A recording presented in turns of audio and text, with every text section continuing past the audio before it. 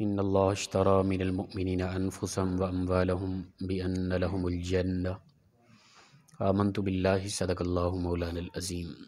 معزز و مکرم سامعین، اللہ کے فضل اور توفیق سے آج میں اور آپ پھر روزے کی حالت میں اس ماہ مقدس کے بابرکت لمحات میں نماز عصر کے بعد اللہ کے گھر میں دین کی باتیں سمجھنے کے لیے حاضر ہوئے۔ اللہ پاک ہم سب کا یہاں آنا، دین کی باتیں سننا اپنی بارگاہ عالی کے اندر قبول فرمائے۔ اللہ تعالیٰ ارشاد فرماتا ہے ان اللہ اشتری من المؤمنین انفسهم واموالهم بان لهم الجنہ، بے شک اللہ نے خرید لیا مومنوں سے ان کی جان اور ان کے مال کے بدلے، اور بے شک ان کے لیے اس کے عوض جنت ہے۔ اللہ تعالیٰ نے مومنوں کی جان اور ان کا مال ان سے خرید لیا ہے اور اس کے عوض ان کو جنت عطا فرما دی ہے۔ جان اور مال سے مراد یہ کہ انسان اپنی زندگی عین اسلام کے مطابق گزارے، یعنی اللہ کے ہاں بھی یاد رکھیں کہ خرید و فروخت کا معاملہ ہے، ٹھیک ہے نا۔ رب تعالیٰ نے اشترا فرمایا کہ خرید لیا، بے شک اللہ نے مومنوں کی جانوں کو اور ان کے مال کو جنت کے عوض، اس کے عوض اللہ نے ان کو جنت عطا فرمائی ہے۔ ہمارے ہاں اسلام کے اندر ایک مسئلہ ہے بیعت کا، ٹھیک ہے نا۔ بیعت کا مطلب ہے بیع سے ہے، یہ خرید و فروخت، لین دین۔ یہ خاص ایشو ہے، اس کے اندر اختلافات بھی رکھتے ہیں ساتھی، اور یقیناً یہ ایک اہم ترین چیز ہے۔ آج کا ہمارا موضوع اسی حوالے سے ہے کہ ہم نے آگاہ یہ کرنا ہے کہ کیا اسلام کے اندر بیعت کا کوئی تصور ہے کہ نہیں ہے، ٹھیک ہے نا۔ اگر اسلام کے اندر بیعت کا کوئی تصور ہے تو کس کے ہاتھ پر بیعت لینا جائز ہے؟ وہ کون ایسی شخصیت ہوں جن کے ہاتھ میں بیعت لیں اور فائدہ ہو؟ دوسرا ہے کہ کیا بیک وقت کئی بزرگوں کے ہاتھوں پر بیعت لی جا سکتی ہے؟ اسی طرح ایک بزرگ کے ہاتھوں پر بیعت لی، اس کو توڑ کر کسی اور کے ہاں بیعت لی جا سکتی ہے؟ اسی طرح کیا ہر شخص پر کسی کے ہاتھ میں ہاتھ رکھ کے بیعت لینا ضروری ہے کیا؟ یہ 5 چیزیں یاد رکھیں۔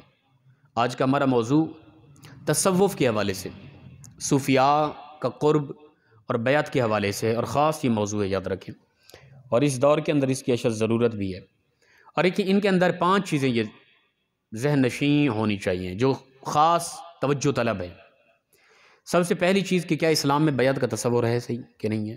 پہلی چیز اگر ہے تو پھر دوسری چیز یہ ہے کہ شیخ طریقت جو ہے اس کی شرائط کیا ہونی چاہیے، کس کے ہاتھ میں بیعت لینا جائز ہے اور اس سے فائدہ بھی ہو۔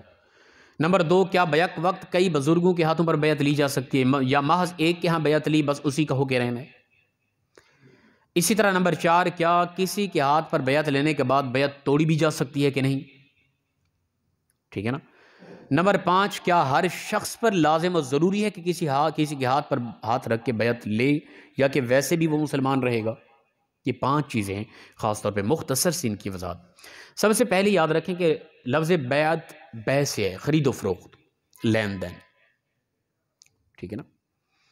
اور اس کو بھی عقد مالی، یعنی عقد، اس کا عام لغوی معنی ہے بیعت کا عقد، ٹھیک ہے نا، یا اس کا معنی ہے معاہدہ کرنا، لغوی معنی یہ ہے۔ عقد مالی یعنی جس طرح کہ ہم کوئی مال دیتے ہیں، اس کے عوض کوئی چیز فروخت لیتے ہیں، خریدتے ہیں، یہ بھی اسی کی مثل ہے، بیع، ٹھیک ہے نا۔ جس طرح کہ ایک شخص نے کسی سے کوئی چیز خریدی، اس کے عوض اس کو مال دیا، اسی طرح بیعت کے اندر بھی ہوتا ہے کہ ایک شخص اپنا آپ کسی کے سپرد کر دیتا ہے اور وہ اس کو احکام بتاتا ہے بھی اس طرح تو نے جینا ہے، اس کے عوض اس کو جنت کا اور ثواب کا معاہدہ ہوتا ہے، اس کو ثواب اجر ملتا ہے، ٹھیک ہے نا۔ بیعت کا مطلب ہے کہ اپنے آپ کو فروخت کر دینا، کسی کی سپرد کر دینا مکمل طور پہ، جس طرح وہ کہے گا عین اسی طرح زندگی جیوں گا، یہ مطلب ہے بیعت کا لغوی اور اصطلاحی معنی۔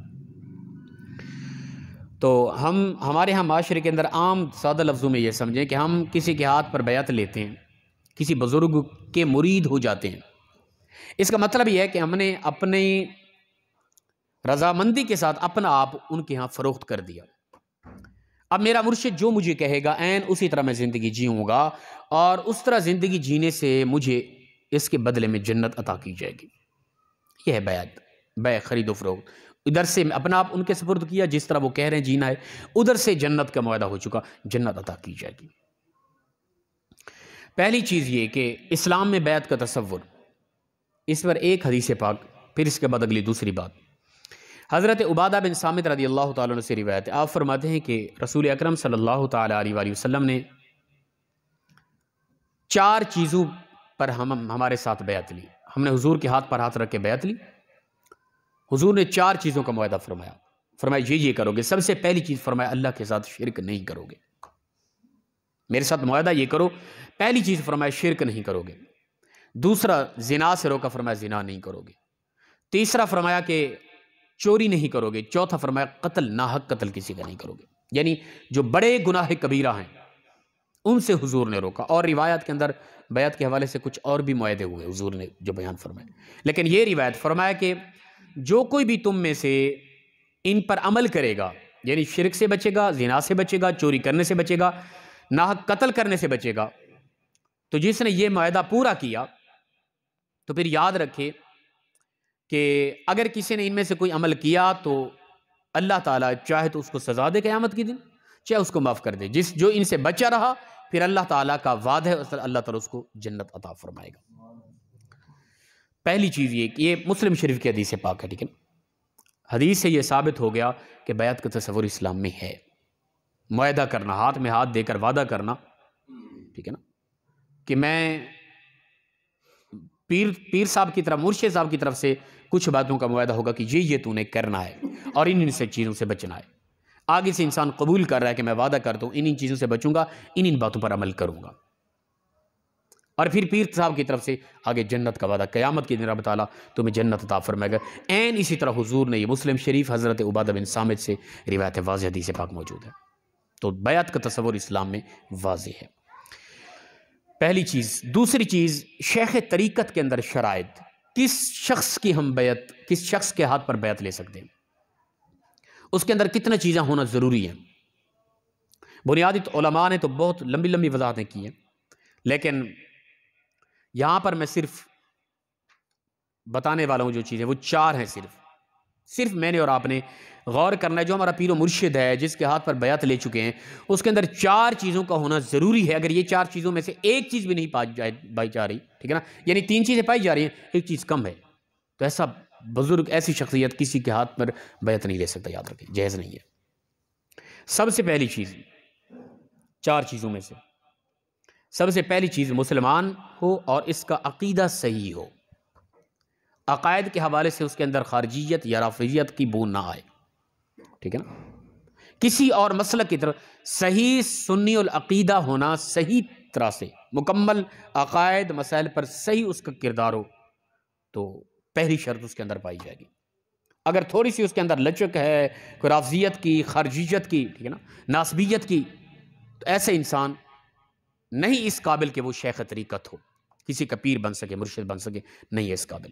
پہلی شرط میں نے اور آپ نے دیکھنا ہے، کوئی بھی کسی کی بیعت ہے، پیر صاحب ہے، مرشد پاک ہے، ان کے ہاں ان میں سے کون سی چیز ایسی ہے جو نہیں پائی جا رہی۔ دوسری چیز، عقائد کے دلائل اور تمام احکام شریعہ کا عالم ہو، ہر پیش آنے والے مسئلے کا حل بیان کر سکتا ہو۔ یہ بڑی زبردست قسم کی شرط ہے، ٹھیک ہے نا، مکمل عقائد و مسائل کا عالم ہو، جس کی بیعت ہو رہے ہیں آپ۔ دوسری شرط، مکمل عقائد و مسائل کا عالم ہو، اور ہر آنے والا شرعی، فقہی، عقیدے کے معاملے میں کوئی بھی درپیش آنے والے مسئلے کا مکمل طور پہ حل نکال سکتا ہو، یہ دوسری شرط ہے۔ اب یہ شرط اگر ہم توجہ کریں تو شاید کہ 99% نہ ملے، جتنا بھی ہمارا پیر طبقہ اس پرفتن دور میں، معذرت کے ساتھ، ٹھیک ہے نا، جتنا جی وہ ساتھی ہیں کہ بس انہوں نے اپنی تشہیر کرنی ہوتی ہے کہ میرے ابا جی فلاں تھے، میرے دادا جی فلاں تھے۔ ہم کیا کریں بھائی، آپ کے دادا جی، ابا جی ماشاءاللہ، میں مثال کے طور پہ، میں معذرت کے ساتھ میں اپنی مثال دے جاؤں، اس وقت یہ آن کیمرہ ریکارڈنگ ہو رہی ہے ویڈیو، آج کے 100 سال کے بعد میرے دوتے پوتے آ کے کہیں جی ہمارے بابا جی تو ظفر صاحب تو بڑی شخصیت تھی، کیا کیا القابات دیں اور بڑی مزار تعمیر کر کے گلے رکھ کے تو وہ دکانداری کریں، ممکن ہے۔ آن کیمرہ میں یہی کہہ رہا ہوں کہ میرا نام لے کر اور میری یہ تھوڑی سی طالب علمان کاوش سے، دین کی اشاعت سے، اگر میری نسل اس طرح کریں کہ ہمارے دادا جی، ہمارے ابا جی فلاں فلاں تھے، تم کیا کر رہے ہو؟ تم اپنی ذاتی حیثیت بتاؤ۔ آپ کے دادا جی ابا جی کام کر گئے دین کا، تم نے کیا کیا یہ بتاؤ۔ اس کے اندر تمہاری کیا قابلیت ہے کہ تمہارے دادا جی، کیا تمہاری کوشش سے وہ دادا جی تمہارے عالم دین تھے؟ تمہاری کاوش اور کوشش اور محنت سے تمہارا دادا ابو جان وہ دین کا کام کر گیا، تمہاری اس میں کیا وقت ہے یہ بتاؤ، ٹھیک ہے نا۔ ہمارے یہاں اس پرفتن دور میں ٹوٹل یہی چل رہا ہے، گدی نشین فلاں کے صاحبزادہ صاحب، کیا کریں ہم ان صاحبزادوں کو؟ یہ صاحبزادہ خود دین کا کتنا کام کر رہا ہے، یا ابا جی دین کا کام کر کے اسی پر کھایا جا رہا ہے ابھی تک دین کے نام پر؟ تم خود کیا کر رہے ہو یہ بتاؤ۔ اگر اللہ کے پیغمبر نوح علیہ السلام کا بیٹا بھی ہو نا، تو اس کا مقام و مرتبہ اس وجہ سے نہیں ہے کہ وہ نوح علیہ السلام کا بیٹا ہے، اسلام کہتا ہے اس کی ذاتی حیثیت کو دیکھو خود کیا کر رہا ہے۔ تو ہمارے ہاں اس دور کے اندر معذرت کے ساتھ 99% میں کہوں تو یہ غلط نہ ہوگا، ہمارے ہاں یہی چل رہا ہے، جتنا بھی گدی نشین طبقہ ہے ٹوٹل وہ ان پڑھ قسم کے لوگ ہیں، ان کو دین کے ایک مسئلے کا بھی علم نہیں ہے۔ جب بھی کوئی بڑا پروگرام ہوگا وہاں پر کوئی عالم دین اور آئے گا، دین کی باتیں مکمل وہ سمجھائے گا، شرعی مسئلہ اسی سے پوچھا جائے گا، عقائد کے حوالے سے مکمل اسی سے پوچھا جائے گا، صرف پیر صاحب آئیں گے برکت کے لیے بیٹھیں گے، اس کے ہاتھ پاؤں چومے جائیں گے اور ہدیے ان کو پیش کیے جائیں گے، بس کیوں؟ اس لیے فلاں کا بیٹا ہے نا۔ کمال ہو گئی یار، تو یہ بالکل غلط ہے، یاد رکھیں۔ کسی کے ہاتھ پر بیعت لے رہے ہیں، اس کو مرشد مان رہے ہیں، تو اس نے ہمیں دین سکھانا ہے۔ جب اس کو دین کا خود علم نہیں ہے، خاک ہمیں دین سکھائے گا؟ پیر صاحب کا عالم دین ہونا، مکمل عقائد پر مکمل دلائل کا واضح طور پہ اس کو علم ہونا، اور ہر درپیش آنے والے مسئلے کا مکمل طور پہ حل کر لینا اس کے لیے شرط ہے۔ اس کی اگر یہ نہیں ہے تو قتل اس کے لیے جائز نہیں کہ وہ کسی کے ہاتھ پر بیعت لے۔ یاد رکھ لیے بات۔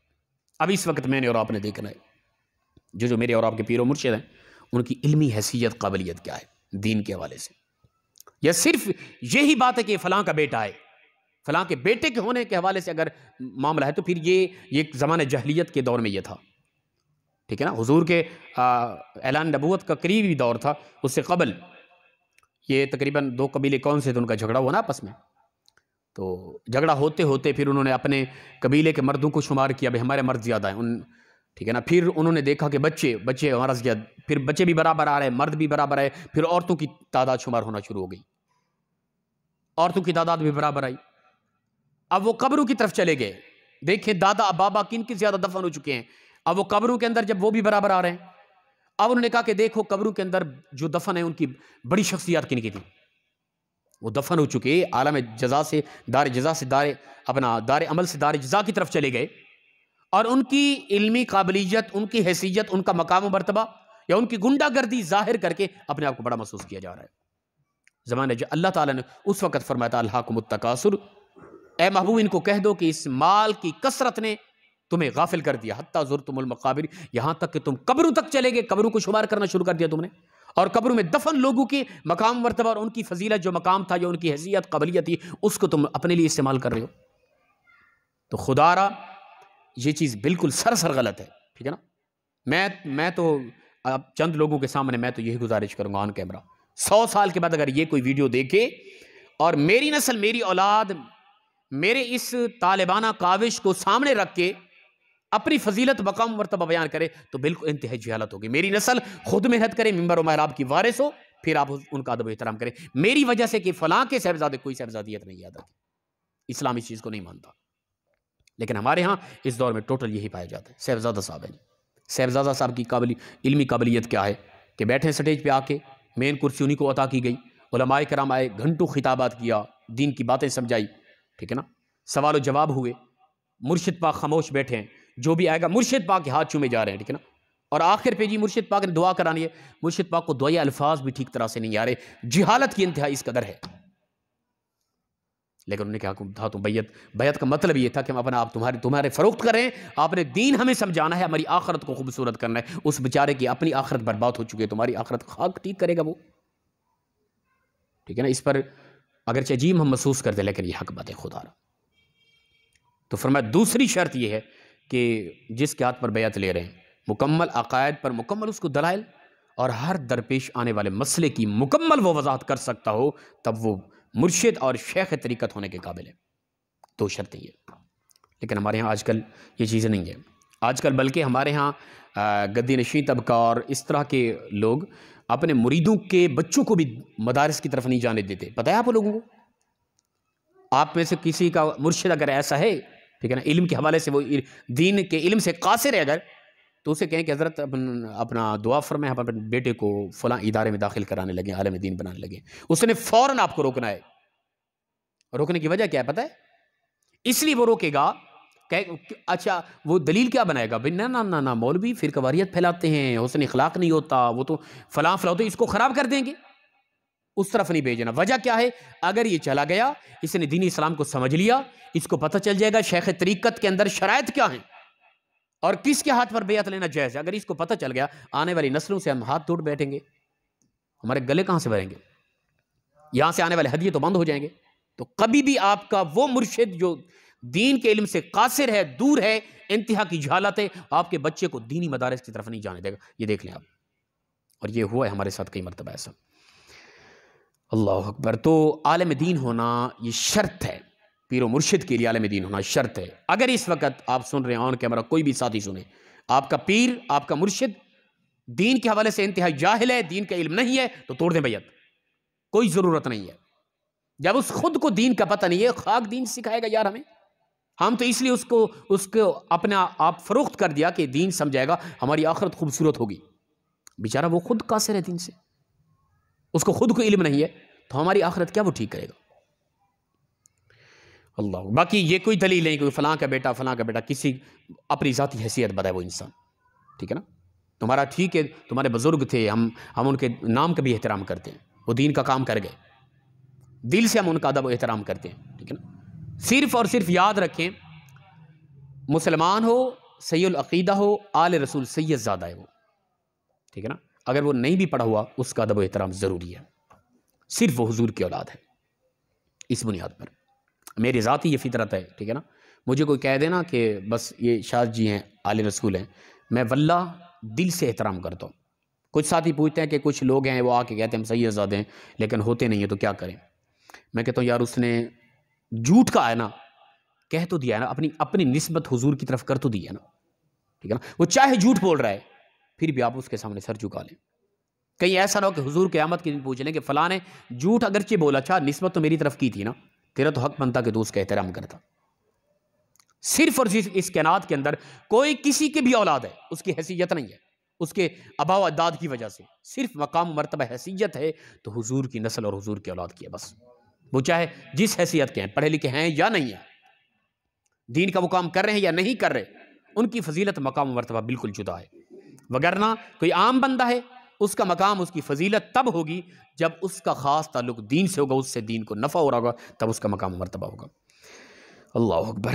اسی طرح تیسری شرط، علم کے مطابق عمل کرتا ہو، یہ بھی بڑی ٹف شرط ہے، یاد رکھیں۔ فرائض، واجبات، سنن، مستحبات پر ہمیشہ دائمی عمل کرنے والا ہو اور تمام محرمات اور مکروہات سے بچنے والا ہو، مستحب عمل کو بھی نہ چھوڑتا ہو۔ توجہ میری طرف کریں، ایک مستحب عمل کو بھی نہ چھوڑتا ہو، ٹھیک ہے نا؟ نوافل ہیں وہ تو اور مقام رکھتے ہیں، مستحب عمل کو بھی نہ چھوڑتا ہو، اور ناپسندیدہ عمل سے بھی ہمیشہ بچتا ہو، حرام تو بعد کی بات۔ لیکن ہمارے ہاں کس قدر حرام کا ارتکاب کیا جا رہا ہو، فرض نماز کا علم بھی نہیں ہوتا۔ سوشل میڈیا پہ آپ دیکھیں سرچ کر کے، کوحرام مچا ہوا ہے، ٹھیک ہے نا؟ ایسے ایسے پیر طبقہ نمودار ہوا کہ اللہ معاف کرے۔ یہ وہ دجال ہیں کہ حضور نے فرمایا میری امت کے اندر کئی فتنے کھڑے ہوں گے، اور تصوف کے نام پر ہیں یہ سارے، ٹھیک ہے نا؟ فرمایا علم کے مطابق، علم کتنا ہونا چاہیے؟ مکمل عقائد کے مکمل دلائل پر عبور حاصل ہو، اور پھر ہر فقہی، شرعی، عقیدے کے حوالے سے کوئی بھی مسئلہ درپیش ہے اس کا فلف اور دلائل کے ساتھ حل کر سکتا ہو۔ یہ ہے شرط علم کے حوالے سے۔ پھر آگے عمل کے حوالے سے فرمایا علم کے مطابق عمل کرتا ہو، تمام واجبات، فرائض، مستحبات اور تمام نوافل پر عمل کرنے والا ہو، اور تمام حرام چیزیں اور تمام مکروہات سے بچنے والا ہو۔ یہ تیسری شرط۔ اللہ اکبر۔ ان شرائط کو مد نظر رکھیں تو آج اس پرفتن دور کے اندر کسی طرف نہیں جا سکتے، ٹھیک ہے نا؟ جو بھی مشائخ ہونے کا دعویٰ کرتے ہیں نا، بس ان کا اللہ ہی حافظ ہے۔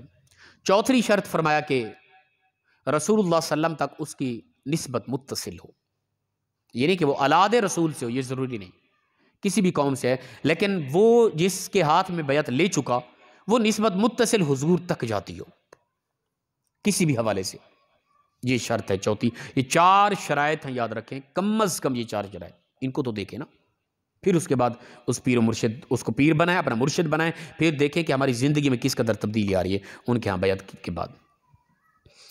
اللہ اکبر۔ کیا بیک وقت کئی بزرگوں کی بیعت ہو سکتے ہیں؟ ہو سکتے ہیں۔ ہمارے ہاں تو کیونکہ معذرت یہ تنقیدانہ الفاظ ہیں، ہمارے ہاں یہ بیعت کاروبار ہے نا آج کل اس فتن دور میں، اور بڑے بڑے آستانوں کی طرف جائیں، بڑے بڑے، میں نام لوں تو آپ کہیں گے استغفر اللہ حضرت، کن شخصیات کا نام لے رہے ہیں آپ؟ وہاں کی ان کی اولادوں کے اندر اس قدر جھگڑے ہوئے، اور وہ بیٹھے ہوئے دروازوں پہ، کوئی بھی آئے تو کوشش کریں گے کہ یہ ہمارا کسٹمر بنے، ہمارے یہاں بیعت لے، ہمارا مرید بنے آ کے، اور اس قدر جھگڑے کہ اگر ان کو پتہ چلے کہ ہمارے یہ بڑے بھائی صاحب کا مرید ہے تو اتنا نفرت کہ وہ کہتے ہیں کہ ہمارے سامنے بھی یہ نہ آئے، ٹھیک ہے نا؟ یہ حالات ہیں آج کل اس پرفتن دور میں۔ تو بیک وقت، لیکن وہ تربیت یہی کریں گے کہ اگر آپ کسی اور کی بیعت ہو گئے، اسلام سے خارج ہیں، بس ہم ہی ہیں آپ کے لیے سب کچھ، یہ صرف ڈھونگ ہے، یہ فریب ہے اور جھوٹ ہے، یہ کذاب ہیں، ایسے لوگ صرف یہ دکانداری ہیں ان کی۔ لیکن اسلام کہتا ہے، تصوف کی دنیا میں صوفیاء فرماتے ہیں بیک وقت انسان کئی پیروں کی بیعت ہو سکتا ہے، لیکن بیعت کے آگے صوفیاء نے کس میں کی ہے؟ 2 قسم کی بیعت ہوتی ہے، یاد رکھیں، ایک ہے بیعت برکت، ایک ہے بیعت ارادت۔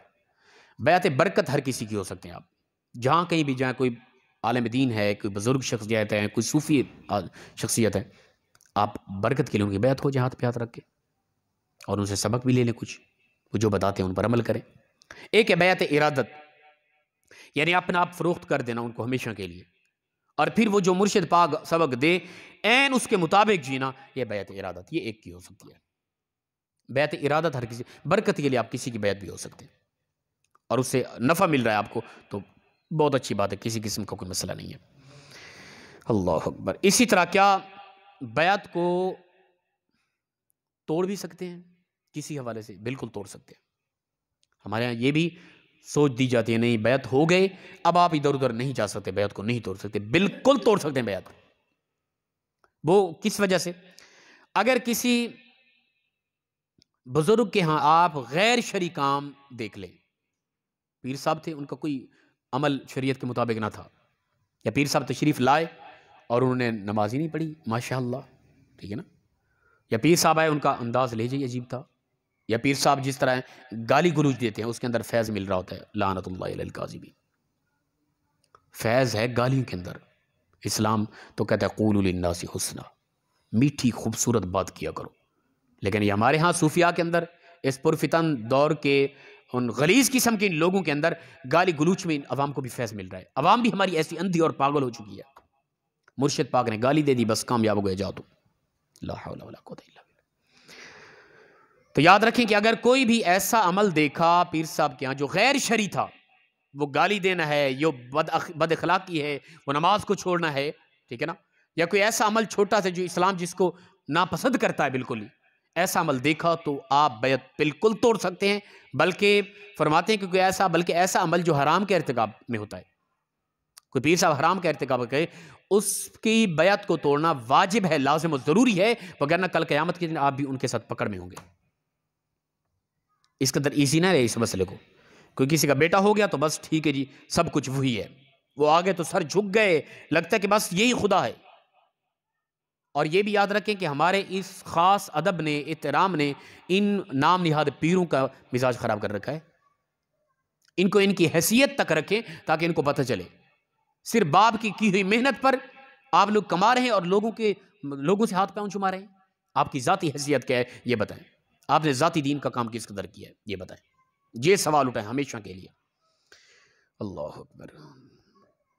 ہمارے ہاں بڑی بڑی عجیب باتیں ہو رہی ہوتی ہیں بیعت توڑنے کے حوالے سے۔ یاد رکھیں جب بھی کوئی مرشد پاک ہیں، پیر صاحب ہیں، ٹھیک ہے نا، انہوں نے غیر شرعی عمل کیا، جب فرائض کو ترک کیا تو اس کی بیعت توڑنا لازم و ضروری ہے۔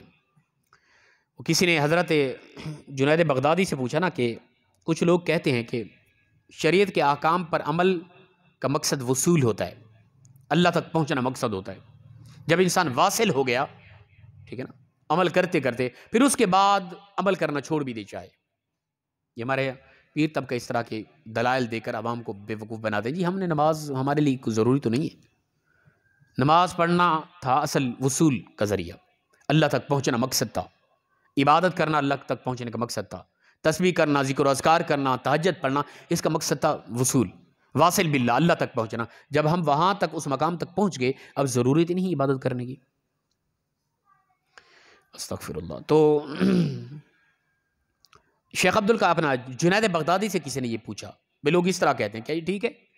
آپ نے فرمایا ہاں وصول ہے، وہ واصل ہے، پہنچ گیا، لیکن وہ جہنم میں پہنچا ہے، اللہ تک نہیں پہنچا. یہ جنید بغدادی کے الفاظ ہیں. فرمایا ایسا انسان جو کہتا ہے کہ عمل کرنا، نیکی کرنا یہ وصول کا ذریعہ تھا، واصل باللہ کا مقصد تھا، وہ جب اللہ تک پہنچ گیا اب ان کو ضرورت ہی نہیں عبادت کرنے کی. جو ایسا کہہ رہا ہے وہ اللہ تک نہیں پہنچا، دراصل وہ جہنم میں پہنچ چکا ہے، وہ شیطان تک پہنچ چکا ہے، اللہ تک نہیں پہنچا. حضور نے کبھی زندگی میں نماز قضا کی؟ استغفر اللہ. کیا حضور سے زیادہ بھی کوئی وصول باللہ اللہ تک پہنچا ہوا ہے کیا؟ اللہ سے قرب حضور کے زیادہ بھی کوئی زیادہ اللہ کے قریب پہنچا کیا؟ تو حضور تو ہمیشہ ساری زندگی عمل کرتے رہے، بلکہ اللہ تعالیٰ خود فرماتا ہے یا ایھا المزمل قم اللیل الا قلیل، محبوب اٹھو آدھی آدھی راتوں تک ہمارے ہاں قیام کرو، رکوع کرو، سجدہ کرو. حضور کے پاؤں زخمی ہو جاتے قیام کی حالت میں کھڑے کھڑے، پھر اللہ فرماتا ہے محبوب نصف کر لو، آدھی رات کر لو، ٹھیک ہے نا. ساری رات جاگتے، اللہ فرماتا ہے محبوب کھڑے ہو جاؤ، چلو آدھی رات جاگ لو. نماز کی معافی تو حضور کو بھی نہیں تھی، لیکن یہ صرف فریب، بھائی نہیں کی تو اب آگے ان کے سامنے کیا ڈرامہ بازی کرے. بھائی عمل کا ذریعہ تو یہ تھا. تو جنید بغدادی فرماتے ہیں جہنم تک پہنچے، ان کا کوئی بھی اللہ تک ان کا پہنچنا ممکن نہیں ہے، ٹھیک ہے نا. اور اسی طرح کیا ہر ایک شخص کے لیے پیر کا ہونا ضروری ہے؟ ہمارے صوفیہ فرماتے ہیں ہاں ضروری ہے، لیکن یہ پیر کا ہونا ضروری تک کا مطلب یہ نہیں کہ ہاتھ پر بیعت لیں اور پھر جب بھی آئیں ہدیے دیں اور جس طرح پیر آپ چاہے جس طرح کا وہ آپ کو نظر آ رہے ہیں اسی طرح کریں. ایسا نہیں. پیر سے مراد یہ ہے جو آپ کو دین کا کام بتا رہا ہے نا، دین سمجھا رہا ہے، ٹھیک ہے نا، آپ اس پر عمل کریں، وہ آپ کا پیر و مرشد ہے، وہ آپ کی رہنمائی کر رہا ہے دینی، بس اتنا کافی ہے، ٹھیک ہے نا. بلکہ ہمارے بزرگ اس طرح بھی لکھتے ہیں کہ آپ اگر کسی کے ہاں بیعت نہیں تو کوئی ضروری نہیں ہے. آپ کسی بزرگ شخصیت کی کتابیں پڑھتے ہیں، اس سے رہنمائی ملتی ہے، آپ دین میں پہ عمل کر رہے ہیں، دین کی سمجھ آ رہی ہے، آپ کا پیر و مرشد وہی ہے. تو اس وقت میں آن کیمرہ، ٹھیک ہے نا، کہہ دوں کہ یاد رکھیں کہ آپ لوگوں تک دین کا یہ نہ کہیں کہ حضرت اب پیر ہونے کا دعویٰ کریں. اللہ معاف کرے، میں کوئی پیر، میں ایک طالب علم ہوں دین کا، ٹھیک ہے نا. اللہ نے جو ڈپٹی عطا کی ہے حضور کے منبر کی، کوشش کر رہے ہیں، حق نہیں ادا کر سکتے کبھی ہم، اس پر کوشش کریں دین سمجھانے کی، اور یہ بھی کوشش کرتے ہیں کہ حق بات کر جائے ہر حوالے سے. کوئی غصہ کرے، کوئی چاہے دنیا ناراض ہو جائے، اللہ اور اس کا رسول راضی ہو جانا ہمارے لیے کافی ہے، بس ہمیں نہیں ضرورت دنیا کو راضی کرنے کی. آپ کا پیر و مرشد وہ ہے جس کے ذریعے آپ تک دین پہنچ رہا ہے. بس ہمارے ہاں بس جو امام خطیب ہے، مولوی صاحب ہیں، علماء ہیں، وہ اس کیٹیگری میں نہیں آ رہے، ٹھیک ہے نا. بس مولوی صاحب ہیں بیچارے ہیں، وہ مین مقام و مرتبہ کن کا ہے جو سال کے بعد آتا ہے عرس کے موقع پر، ہدیے لے کر جاتے ہیں، ہاتھ پاؤں اسی کے چومے جاتے ہیں، صوفی بھی اسے سمجھا جاتا ہے، ٹھیک ہے نا، پتہ نہیں کیا کچھ. اور دین کس قدر حاصل ہو رہا ہے اس کے ذریعے کوئی پتہ نہیں ہے. پیر صاحب نے آج تک زندگی میں ایک مسئلہ ہی نہیں بتایا. پیر صاحب خود بیچارے مجبور فون کر کے مسئلہ پوچھ رہے ہیں، حضرت یہ مسئلہ بتائیں. خدا را اگر آپ کا مرشد بہترین عالم دین ہے، اس کے ذریعے آپ تک دین پہنچتا ہے، ٹھیک ہے نا، آپ کو بہترین بات بتاتا ہے، بیعت ہونے کے بعد آپ 5 وقت کے نمازی بن گئے، آپ کی زندگی میں اسلامی انقلاب برپا ہو گیا، تو بہترین وہ اللہ کا ولی ہے. اگر ایسا قطع نہیں ہے، اور یقیناً نہیں ہوتا اکثر ہوگا، نہیں ہے ایسا، تو پھر یاد رکھیں کہ آپ کا پیر صرف وہی ہے. میں کہتا ہوں کہ اس دور کے اندر آپ اگر چاہتے ہیں نا، دین آپ تک آپ کی مسجد سے ٹھیک مل رہا ہے الحمدللہ. آپ کا پیر و مرشد اس وقت آپ کا ماں باپ ہے. اگر ہاتھ چومنے ہیں، پاؤں چومنے ہیں، تو ماں باپ کے ہاتھ اور پاؤں چومیں. اس سے بڑا پیر و مرشد کوئی بھی نہیں. یاد رکھیں، قرآن و حدیث اٹھا کے دیکھیں، جس قدر فضیلت، مقام و مرتبہ والدین کے متعلق ہے، اس سے بڑھ کر کسی کا نہیں ہے. ماں باپ گھر بھوکے ہوتے ہیں، پیر کو جا کے ہدیے دیے جا رہے ہوتے ہیں. ماں باپ بیمار پڑے ہیں، پیر صاحب کے ہاں جا کے زیارتیں کی جا رہی ہوتی ہیں. خدا کی عزت کی قسم، اگر ماں باپ اداس ہیں، گھروں کے اندر تھکے ہارے ہیں، غریب ہیں، کچھ نہیں ہے، آپ اپنے آسانے پر جا کے پیر و مرشد کے ہاں صدیاں گزار دیں، آپ کے وہ جتنے بھی لمحات گزرے ہوئے ہیں ان کے متعلق قیامت کے دن آپ کی گرفت ہوگی، پکڑ ہوگی، آپ کو کوئی صلہ نہیں ملے گا۔ آپ کا ماں باپ آپ کا پیر و مرشد ہے، ٹھیک ہے نا، انہی سے آپ انہیں کا قرب حاصل کریں، ان کا ہاتھ پونچھوں میں ان کو ادب و احترام کریں، ان کو وقت دیں، ان کو پیار دیں، تو اس سے آپ کو واللہ آپ کو اس سے جنت ملے گی۔ اللہ پاک ہم سب کو اخلاص کے ساتھ عمل کی توفیق عطا فرمائے۔ چند باتیں تھیں اس حوالے سے، ویسے موضوع تو کافی ہم نے تحریر کیا ہوا تھا، تو جو بات سمجھ میں آنے والے نہیں ہے وہ بعد میں آپ پوچھ سکتے ہیں۔ اللہ پاک ہم سب کو عمل کی توفیق عطا فرمائے۔ جی کوئی بات پوچھنے والی ہو تو کسی حوالے سے؟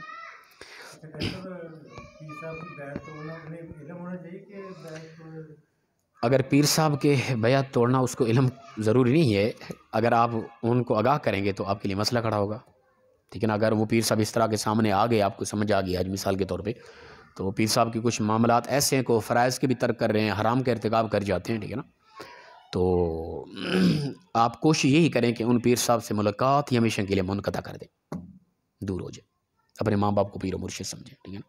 ان کو سمجھ آ جائے کہ وہ کسی مولوی کے ہتھے چڑھائے، ٹھیک ہے نا، تو اس نے ان کو دور کر دیا، اس کو سمجھ آ جائے گی حقیقت ہے۔ اگر وہ پھر بھی نہیں سمجھ رہے تو ہمارا یوٹیوب پہ بیان موجود ہے، مرشد پاک کو وہ سنا دے کہ ہمارے حضرت نے یہ بیان کیا ہے، ٹھیک ہے نا۔ یا آپ اس طرح دلیری ایک دفعہ تو دلیری کریں نا، یہ ٹھیک ہے نا۔ اگر یہ قوم دلیر ہو جائے، خدا کی قسم میں کہتا ہوں، حقیقت تصور سامنے آ جائے گا، آپ لوگوں کو پتہ چل جائے گا کہ دین ہے کیا، وہ دلیری کیا ہے۔ آپ کہیں کہ حضرت ہمارے یہاں ہمارا مولوی کو خرناٹ قسم کا ہے، ٹھیک ہے نا، تو ہے تو نوجوان، کوئی بابا تو ہے نہیں، بڑا مفتی بھی نہیں ہے، طالب علم، تو ان کا بیان جا کے بہت غلطی ہو گئی ہے، جا کے مسجد میں نماز پڑھی تو درس ہو رہا تھا، میں بھی بیٹھ گیا، غلطی کر بیٹھا، یہ بیٹھ گیا وہاں جا کے، انہوں نے تو پیروں کے متعلق اس طرح کے چھکے چھڑا دیے، اور یہ بیان سنا تو میرا مزاج بھی بدل گیا۔ حضرت یہ میں نے سنا، آپ بتائیں کیا حکم ہے اس بارے؟ مولوی صاحب غلط کہہ رہے ہیں، اگر ٹھیک کہہ رہے ہیں تو میں تو بدل گیا، میں تو معذرت کرتا ہوں آپ سے، ٹھیک ہے نا۔ اگر یہ غلط کر رہا ہے، کہہ رہا ہے، تو آپ تھوڑی سی وضاحت فرما دیں، ٹھیک ہے نا، تو آپ کو پتہ چل جائے گا پیر کے اندر کس قدر علمی قابلیت و حیثیت ہے، اور وہ کس قدر بعد میں آپ سے کوشش کرے گا دور رہنے کی۔ کریں یہ دلیری، ٹھیک ہے نا۔ مرشد پاک تشریف لے آئے گھر تو ان کو کہہ دیں حضرت ہمارے حضرت مولوی صاحب یہ فرماتے ہیں، کیا کریں ہم بتائیں، ہم بڑے پریشان ہیں، ہم تو دل و جان سے آپ سے محبت کرتے تھے، لیکن کاش کہ مولوی صاحب کے کہنے کے مطابق جو شرائط مرشد کی ہوتی آپ کے اندر پائی جاتی، تو ہمارے مولوی صاحب بھی کہتے ہیں کہ پھر اس مرشد کے پاؤں بھی چومو، اگر اس کے اندر یہ شرائط پائی جا رہی ہیں۔ اگر نہیں پائی جا رہی، توڑو ان کی بیعت اور ان سے بالکل دور ہو جاؤ، کوئی ضرورت نہیں ایسے پیروں کو ہدیے دینے کی، اور نہ ہی ان سے کوئی ہمیں اسلامی فائدے مل رہے ہیں، یاد رکھیں، نہ ہی ان کی وجہ سے ہماری زندگی کے اندر کوئی تبدیلی آئی ہے۔ کیا آپ ہماری وجہ سے آپ کے اندر کوئی تبدیلی نہیں آ رہی؟ کیا اسلام آپ لوگوں تک نہیں پہنچ رہا؟ کیا روزمرہ زندگی کے مسائل آپ لوگوں تک نہیں پہنچ رہے؟ کیا ہم کوشش نہیں کرتے کہ آپ لوگوں کی اصلاح ہو اور دین پر آپ عمل کریں؟ اس سے علاوہ اور پیر و مرشد کیا ہوتا ہے بتائیں؟ اور پھر آپ ہماری ذات کو سامنے رکھ کے پھر اپنے مرشد پاک کو، جس کی بیعت ہے آپ کے پیر صاحب، ان کو سامنے رکھیں۔ کیا آپ کی زندگی میں آپ کے پیر تبدیلی لے کر آئے، یا ایک طالب علم جو یہ بیٹھا ہے آپ کے سامنے مولوی صاحب کا خطیب ہے، یہ زندگی میں تبدیلی لے کر آیا؟ یا آپ کی زندگی کے اندر اسلام آپ کے پیر کے ذریعے آپ تک پہنچا زیادہ، یا آپ کے خطیب کے ذریعے آپ تک پہنچا؟ یہ دیکھیں، آپ کو جب شرعی مسئلے کی ضرورت ہوتی ہے، آپ پیر صاحب سے رابطہ کرتے ہیں یا خطیب صاحب سے رابطہ کرتے ہیں؟ پھر ہدیے پیروں کو کیوں؟ پھر ہاتھ سے چومے جا رہے ہیں پیروں کے کیوں؟ میں یہ نہیں کہہ رہا کہ ہمارے ہاتھ چومے ہمیں ہدیے دیں، نہ، ان چیزوں کو روکیں، کنٹرول کریں، ان کو اس قدر بے لگام بے دھڑک نہ کریں۔ اصل مقصد یہ ہے، ٹھیک ہے نا۔ تو بنے دلیر، پیر صاحب جب بھی تشریف لے آئیں، ان کو یہ ہمارا آن کیمرہ ویڈیو تقریر سنائے کہ حضرت ہمارے مولوی صاحب نے یہ کیا، ہمارا مزاج بدل گیا، ہم بڑے پریشان ہیں۔ اور جو شرائط ہمارے حضرت خطیب صاحب نے بتائی کہ پیر و مرشد میں 4 شرائط ہونا ضروری ہیں، حضرت آپ میں تو ایک نہیں پی جا رہی، ہم کیا کریں؟ مولوی صاحب کی مانیں جو قال اللہ قال رسول 24 گھنٹے مطالعہ کرتے ہیں کتابوں کا اور دین سمجھاتے ہیں، ان کی مانیں یا آپ کی مانیں بتائیں؟ پھر اگر آپ قریبی ہیں، مرشد پاک آپ کو دلائل دے کر سمجھانے کی کوشش کریں، تو آپ انہیں کہہ دیں کہ حضرت ہمارے خطیب صاحب بڑے سادہ آدمی ہیں، ہم ان کو لے کر آتے ہیں، تو یہ واللہ بخدا یہ بندہ حاضر ہوگا، پیر صاحب کا سامنا کرے گا، اور بڑے ادب میں آ کے آپ کے مرشد پاک ہے نا، میں پہلے آ کے ان کے ہاتھ چوموں گا، کوئی مسئلہ نہیں ہے، ٹھیک ہے نا۔ پھر شریعت کے حوالے سے اور آپ کو پتہ چلے گا کہ پیر صاحب کے پاس تصوف کا کتنا علم ہے، جو تصوف کا دعویٰ کر رہے ہیں، آپ کو پتہ چل جائے گا جب ہمارے سامنے وہ بیٹھیں گے انشاءاللہ تعالی۔ ہم کسی کے خلاف نہیں ہیں، ہم صرف یہی چاہتے ہیں کہ جو تصوف کی دھجیاں اڑا دی ان لوگوں نے نا، ان کی حقیقت کو سامنے رکھیں اور ان کو آگاہ کریں کہ تصوف یہ نہیں، ہمارے صوفیاء ایسے نہیں ہوتے تھے، آپ لوگوں نے محض یہ دکانداری بنا رکھی ہے، وہ چاہے کوئی بھی ہے۔ اللہ پاک عمل کی توفیق دے۔ جی اور کوئی حکم؟ جی حکم فرمائیں۔ جی نہیں بیعت کی بات نہیں کر رہا میں، سیدزادوں کے بیعت کی بات نہیں کر رہا، سیدزادوں کا انتہائی ادب و احترام ضروری ہے، یہ بات ہے اصل، ٹھیک ہے نا؟ ہمارے اس وقت بھی یہاں سیدزادے بیٹھے ہوئے ہیں، کیا وہ بیعت کرتے ہیں؟ نہیں کرتے۔ اصل بات یہ ہے کہ اگر کوئی ہے ایسا بندہ کہ فلاں کا بیٹا گدی نشین ماشاء اللہ تشریف لا رہے ہیں اور جن نے بیعت لینی ہے فوراً پہنچے، کیوں لے بیعت؟ وہ تو فلاں کا بیٹا تو دین کا علم، اس کو سورۃ فاتحہ کا ترجمہ نہیں آتا، ٹھیک ہے نا؟ اس کی کیوں بیعت لیں ہم؟ تو میں کہتا ہوں کہ کوئی ادب و احترام ان کا ضروری نہیں، کسی کے باپ کی وجہ سے کوئی ضروری نہیں ہے، ٹھیک ہے نا؟ اس کا باپ محنت کر گیا، میں یہی گزارش کر گیا، اگر میں اس وقت موجود ہوں، میں عالم دین ہوں، 100 سال کے بعد میری نسل میرا دربار بنا لے بڑا، ٹھیک ہے نا؟ آپ خود ان کے پاس علم کا ایک لفظ بھی ان کو نہ آتا ہو، اور وہ کہ ہمارے ابا جان علامہ ظفر صاحب مفتی فلاں فلاں کیا القابات دیتے رہے، آنے والی نسل کو تو پتہ نہیں ہوگا کہ میں ایک طالب علم ہوں، اور وہاں وہ گلے رکھ کے دکانداری بنا کے ماشاءاللہ بیٹھ کے نسلیں کھائیں، تو یہ بالکل سراسر جہالت ہے۔ میری بھی نسل آئے ایسا دعویٰ کرے میرے نام پر، ان سے پوچھیں وہ آپ کے بابا جی تھے، وہ گزر گئے، دین کا کام کرتے رہے، آپ اپنی حیثیت بتائیں، آپ خود کیا کریں دین کے حوالے سے، یہ چیز ہے۔ کوئی بھی کسی کا بیٹا گدی نشین ہے، اس کی کوئی اہمیت و حیثیت نہیں ہے، اس کی ذات کو دیکھیں خود کیا کر رہے ہیں، خود وہ شراب پیتا ہے، خود وہ زانی ہے، وہ خود بیکار بد کردار ہے، اور ابا جان کام کر گئے، ان کے کیے ہوئے کام پر یہ کھا رہا ہے، کیوں؟ کوئی ایسوں کا احترام نہیں کیا جا رہا۔ لیکن جو سید زادہ ہے، پڑھا ہوا نہیں ہے، سادہ آدمی ہے، مزدور آدمی ہے، اس کے سامنے بھی سر جھکا لے، حضور کی اولاد ہے وہ۔ ہاں جی، بیعت جب کسی کی لیں گے ان کے اندر یہ شرائط ہونا ضروری ہے، دوبارہ یہ آپ نیٹ پر سرچ ہو گئے، اس کو لازماً سن لیں۔ جی اور کوئی حکم جی اس کے علاوہ؟ اللہ پاک عمل کی توفیق عطا فرمائے جی۔ اللہم صلی